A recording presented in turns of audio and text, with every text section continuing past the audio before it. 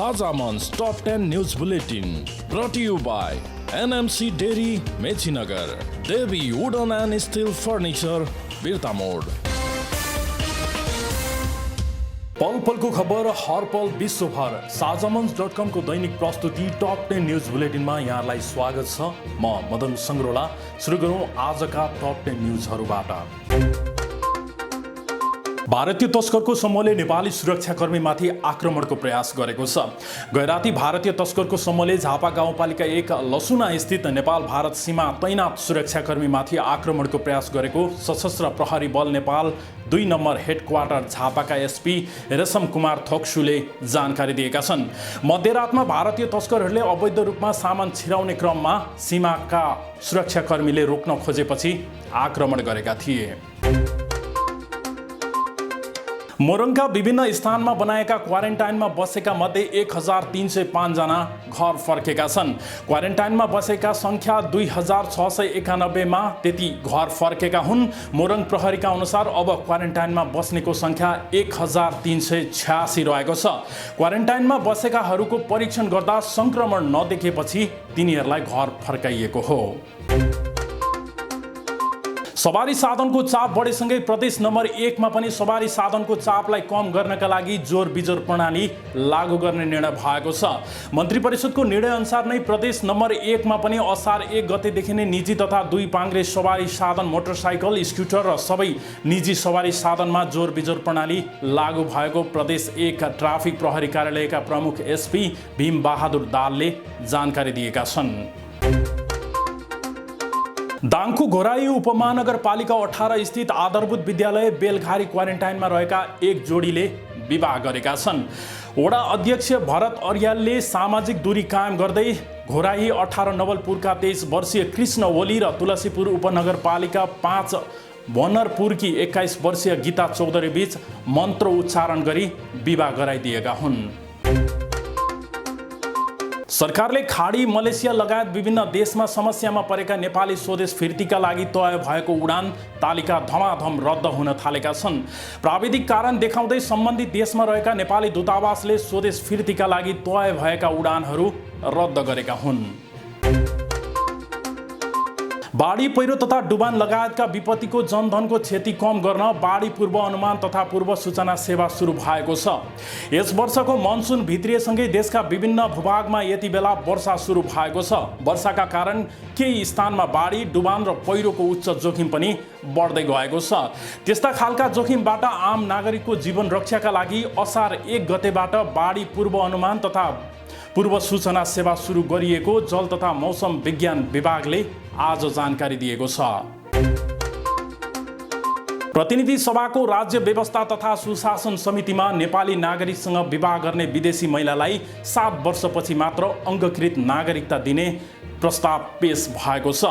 त्यसअघि आर्थिक, सामाजिक र सांस्कृतिक अधिकार उपभोग गर्न पाउने गरी स्थायी आवास अनुमति पत्र दिने प्रस्ताव उल्लेख गरिएको छ। यही विषयमा सहमति जुट्न नसक्दा नागरिकता सम्बन्धी विधेयक लामो समयदेखि समितिमा विचाराधीन रहेको थियो।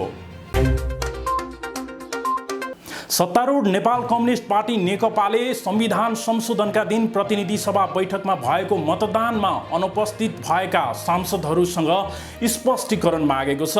नेकपा संसदीय दलले उनीहरूसँग अनुपस्थिति हुनुको कारण सोधेको हो। नेकपाका हरिबोल गजरेल, गोपाल बम, धनबहादुर बुढा र शिवकुमार मण्डल जेठ 32 गतेको संविधान संशोधन विधेयक पारित गर्ने बेलामा अनुपस्थित रहेका थिए। प्रमुख प्रतिपक्षी दल नेपाली कांग्रेसले कोरोना भाइरस कोभिड-19 संक्रमण र नियन्त्रण खर्च भएको 10 अर्बको हिसाब माग्दै प्रधानमन्त्री केपी ओलीलाई 13 बुँदे ध्यानाकर्षण पत्र बुझाएको छ। आज नेपाली कांग्रेस संसदीय दलका प्रमुख सचेतक बालकृष्ण खाँडको नेतृत्वमा बालुवाटार पुगेका कांग्रेस नेताले ध्यानाकर्षण पत्र बुझाएका हुन्। सचेतक खाँडसँगै पुष्पा भूषाल, गगन थापा, भीमसेन दास प्रधान र राजन केसी बालुवाटार पुगेका हुन्।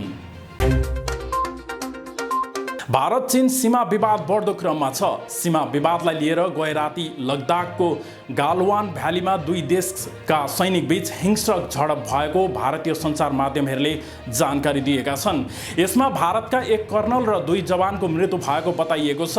भारत चीन सीमामा 53 वर्षपछि अर्थात् सन् 1967 पछि यस्तो स्थिति निम्तिएको स्रोतले बताएको छ भने चिनिया विदेश मन्त्रालयले भारतीय सैनिकहरूले सीमा रेखा नाघेर चिनिया सेनामाथि आक्रमण गरेपछि प्रतिवाद गरेको बताएको छ। हवस् त यिनै खबरसँगै साझा मञ्च टप 10 न्युज बुलेटिन आजलाई यति नै। देश र दुनियाँको तातो समाचार लिएर अर्को दिन आउने नै छौँ। सत्य तथ्य एवं ताजा खबरका लागि साझामञ्च.com digital news portal www.sazamanch.com login गर्न नभुल्नुहोला। हाम्रा उत्पादनहरू युट्युब च्यानल साझा मञ्चमा पनि हेर्न पाइनेछ।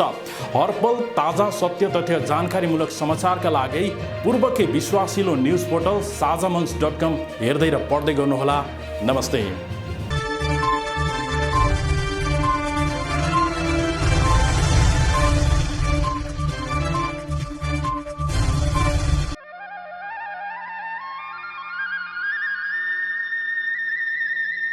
किसानबाट सङ्कलित शुद्ध दूध, अत्याधुनिक प्रविधिबाट प्रशोधित,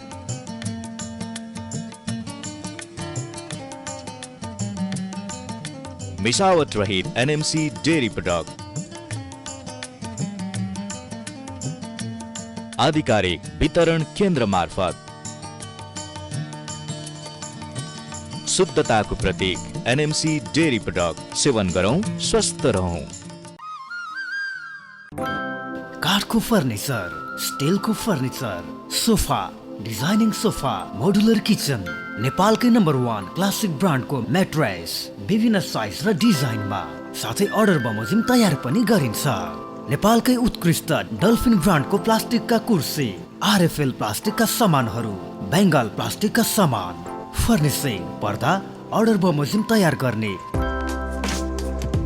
घर, office, salon, beauty parlour, hospital तथा होटल सजावटका स्वदेशी तथा विदेशी फर्निचरहरू अर्डर बमोजिम तयार गर्नुका साथै होम डेलिभरी पनि गरिन्छ।